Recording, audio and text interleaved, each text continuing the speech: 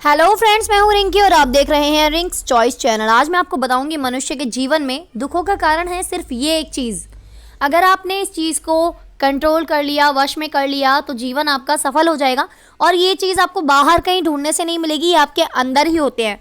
अब आप सोच रहे होंगे भाई ऐसी कौन सी चीज़ है जो हमारे अंदर ही होती है, लेकिन हमें उसे कंट्रोल करने की ज़रूरत होती है। अगर हमने इसको वश में कर लिया तो आपका जीवन बेहतरीन हो जाएगा, बहुत ही बेहतर हो जाएगा।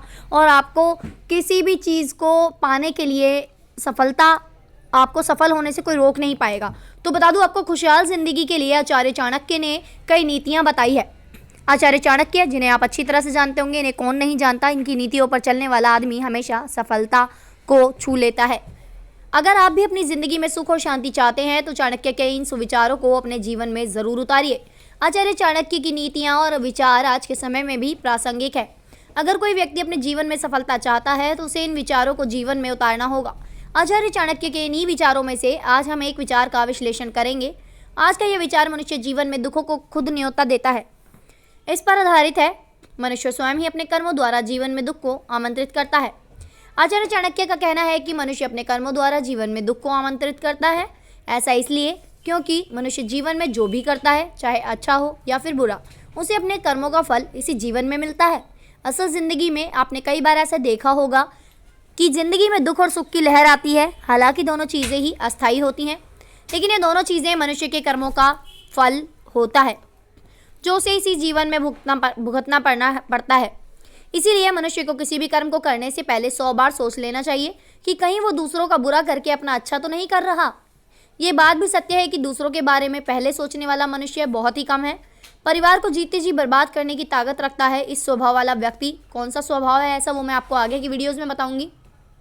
जीवन का सबसे कठोर सत्य है कि इस जीवन में कोई भी चीज़ स्थायी नहीं है। अगर मनुष्य के जीवन में दुख और तकलीफ की छाया है तो उसे उसके कर्मों का ही परिणाम है। इसी वजह से आपने कई बार लोगों से ये कहते सुना होगा कि अच्छा हो या फिर बुरा, इस जन्म के कर्मों का फल इसी जन्म में मिलता है। हालांकि मनुष्य की ये प्रवृत्ति होती है कि दुख के समय यही कहता है कि आखिर उसने जीवन में ऐसा क्या किया जिसकी वजह से उसे ये सब भुगतना पड़ रहा है। लेकिन उस वक्त वो ये भूल जाता है कि वही भुगत रहा होता है जो उसने कर्म किए होते हैं।